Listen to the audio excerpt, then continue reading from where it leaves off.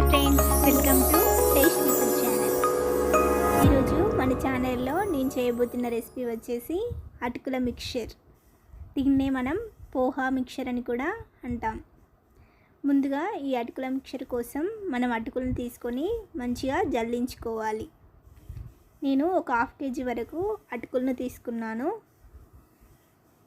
ఇప్పుడు దానికోసం ఒక మందంగా ఉన్న ఒక గిన్నెని తీసుకొని అందులో అటుకులు వేసి మనం మంచిగా ఫ్రై చేసుకోవాలి.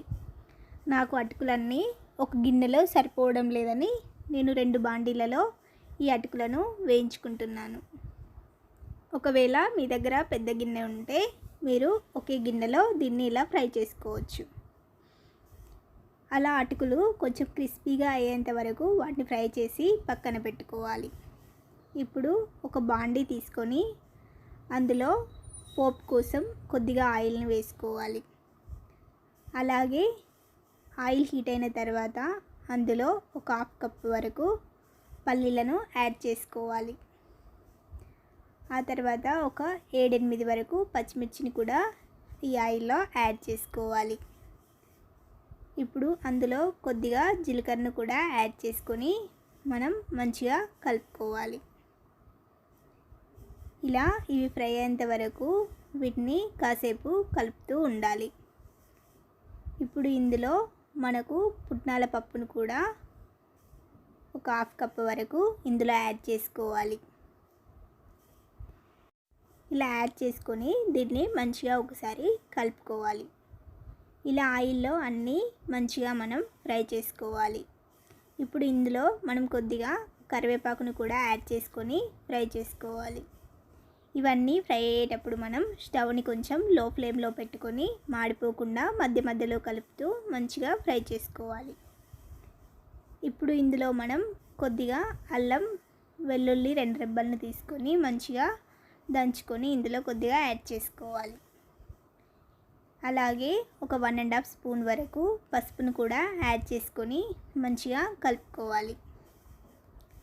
ఇలా కలిపిన తర్వాత ఇందులో కొద్దిగా ధనియాల పొడి లేదా మీకు నచ్చితే మసాలాను కూడా యాడ్ చేసుకొని మంచిగా కలుపుకోండి. ఇలా పల్లీలు మంచిగా గోల్డెన్ కలర్ వచ్చే వరకు ఫ్రై చేస్తూ మంచిగా కలుపుకోవాలి. అదేవిధంగా మన టేస్ట్కి తగినట్టుగా సాల్ట్ని కూడా యాడ్ చేసుకోవాలి. నేనైతే ఇక్కడ ఒక 2.5 స్పూన్ వరకు సాల్ట్ని యాడ్ చేశాను. మీకు నచ్చకపోతే కొద్దిగా తక్కువగా కూడా యాడ్ చేసుకోవచ్చు. అలాగే మనం మిర్చి వేసాం కాబట్టి ఇందులో ఒక చిన్న స్పూన్తో 1/2 స్పూన్ వరకు కారపొడిని కూడా యాడ్ చేసుకున్నాను. ఇలా యాడ్ చేసి వీటిని మనం మంచిగా కలుపుతూ ఫ్రై చేసుకోవాలి. కారపొడి వేసాం కాబట్టి ఇక అన్నీ వేగే ముందు మనం కారపొడిని వేసుకోవాలి. లేకపోతే అది బ్లాక్గా అయ్యి మాడిపోయే అవకాశం ఉంటుంది. ఇప్పుడు మనం ఇలా ఫ్రై చేసుకున్న తర్వాత స్టవ్ ఆఫ్ చేసి ఇప్పుడు ముందుగా మనం అటుకులను ఫ్రై చేసుకున్నాం కదా, అందులో ఈ పోపుని యాడ్ చేసి మంచిగా మనం కలుపుకోవాలి. నేను 2 బాండీలలో అటుకులను వేయించుకున్నాను కాబట్టి కొద్దిగా పోపును అందులో వేసుకొని మిగతా పోపుని ఈ అటుకులలో వేసి మంచిగా మిక్స్ చేసుకోవాలి. కొంచెం ఆయిల్ కొంచెం వేడిగా ఉన్నట్టు మీకు అనిపిస్తే చేతితో కలపలేననుకుంటే ఫస్ట్ ఇలా గరిటెతో కొంచెం పైకి కిందికి అంటూ దీన్ని మిక్స్ చేసుకోవాలి. మొత్తం గరిటెతో కలిపితే మనకు అటుకులు అనేవి విరిగిపోతాయి.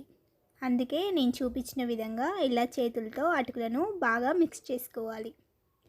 ఇలా అటుకులను బాగా మిక్స్ చేయడం వల్ల మనకు అటుకుల మిక్చర్ అనేది రెడీ అయిపోతుంది.